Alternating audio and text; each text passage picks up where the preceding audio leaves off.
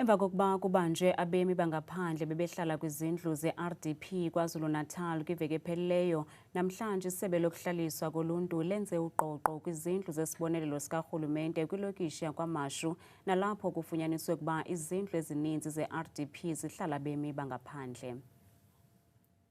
Namhlanje ngethuba isebe lokuhlaliswa koluntu lisenza uqoqo lifumanise ukuba izindlu zesibonelelo sikarhulumente zihlala abemi bangaphandle ngokungekho mthethweni.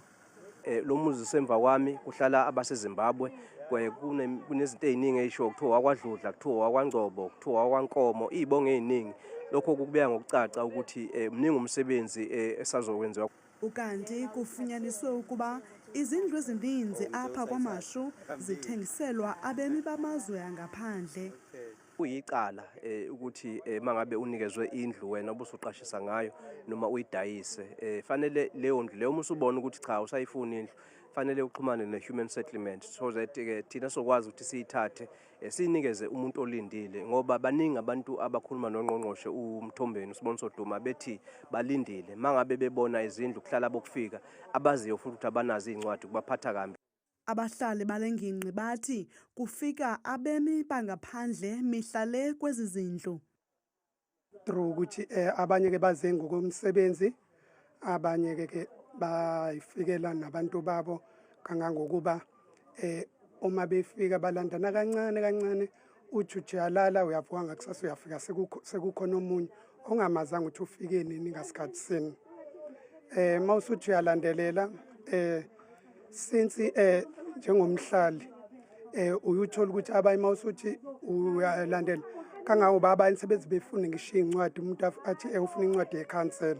Ngethuba kusenziwa uqoqo kufunyaniswe ukuba abemi bangaphandle banezazisi zomgunyathi kambe abanye abanazo neempepha zokuba kweli. Police arrest foreign nationals over illegal house occupations. What is really happening in South Africa, guys? You've got a situation whereby South Africans have got no houses, but foreign nationals are occupying those houses. I know someone will say, but it is South Africans who are selling those houses to the foreign nationals.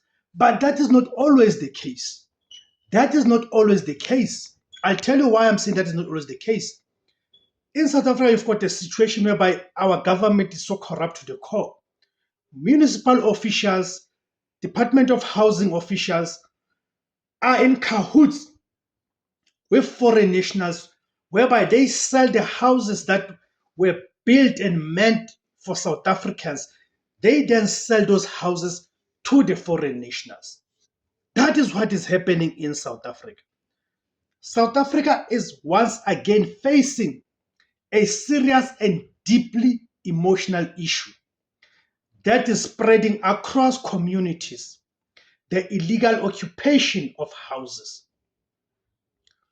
Reports have now confirmed that police have arrested individuals, including foreign nationals, in connection with the alleged hijacking and unlawful occupation of residential properties belonging to South African citizens.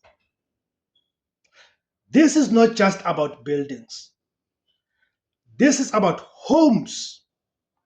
It is about families who worked for years, sometimes decades, to own property, only to discover that their houses have been taken over illegally.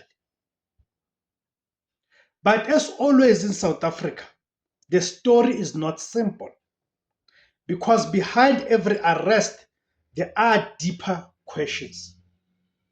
How does this happen? Who is responsible? And is this a sign of a bigger failure in our housing, policing, and border systems? Stay with me, because what you are about to hear may change how you understand this crisis. What the police have reported. According to police operations in various parts of the country, including urban townships and informal settlements. Officers have arrested several suspects linked to unlawful occupation of houses. The South African Police Service has confirmed that these arrests form part of ongoing efforts to combat so-called house hijacking syndicates. These syndicates are believed to target empty or abandoned houses, properties of deceased owners without active family oversight, rental properties where landlords are not present, and in some cases, houses still under legal dispute. Once occupied, these properties are sometimes allegedly resold, sublet, or controlled illegally. Police say the suspects include a mix of individuals. In some cases, foreign nationals are among those arrested. But authorities also emphasize that investigations are ongoing, right? And not all cases involve the same group or motives. How house hijacking works. To understand this issue, we need to understand how house hijacking typically works. It is not random. It is often structured. In many reported cases, illegal occupants or syndicates identify properties that appear vacant for long periods, poorly secured, or not actively monitored by owners, and the ones that are occupied by the elderly, the weak, people who are deemed to be weak and vulnerable. They then move in, sometimes by force, sometimes through deception. In some cases, they even change locks, redirect utilities, or create false rental agreements to appear legitimate. What makes this worse is that once a house is occupied, removing occupants legally becomes extremely difficult. Eviction requires court orders, legal procedures, and time, sometimes months or even years. During that time, rightful owners are left helpless. This is why many South Africans describe the situation as not just crime, but a breakdown in property protection systems. The human impact behind all of this, right?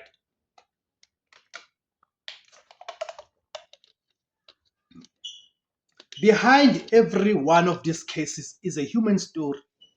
Imagine working your entire life to buy a house, to buy a home. You pay your bond, you sacrifice, you build something for your children. Then one day you arrive and someone else is living there. Your furniture is gone, your locks are changed, and you are told to go through a long legal process just to get back what is yours. This is the emotional reality many homeowners describe. But there's also another layer. In many communities, fear, frustration are growing. People start to associate crime with identity, nationality, or race. And that is where South Africa must be extremely careful. Foreign nationals and the controversy. This is the most sensitive part of the discussion. Reports have indicated that some of those arrested in connection with house hijacking cases are foreign nationals, and indeed, majority are foreign nationals. Right? So, millions of foreign nationals live in South Africa legally, working, studying, and contributing to the economy. Right? At the same time, South Africans themselves are also involved in property-related crimes, including illegal rentals and fraud. Right? So, the rise in illegal property occupation cases can be linked to several structural problems. First, the housing shortage. South Africa still faces massive demand for affordable housing, especially in urban areas. Second, the enforcement gaps. Even when arrests are made, prosecution and eviction processes are slow. Third, the documentation issue. Many properties are not properly secured in legal terms, especially older or inherited homes. Right? And fourth, economic pressure. Unemployment and poverty creates conditions where illegal occupation becomes more common, and it is exacerbated by the presence of illegal foreigners. Thank you guys for tuning in. My name is Tibbs Kosana. The name of the platform is Izula Bantundu, the voice for Africans, Kamakuma Africa.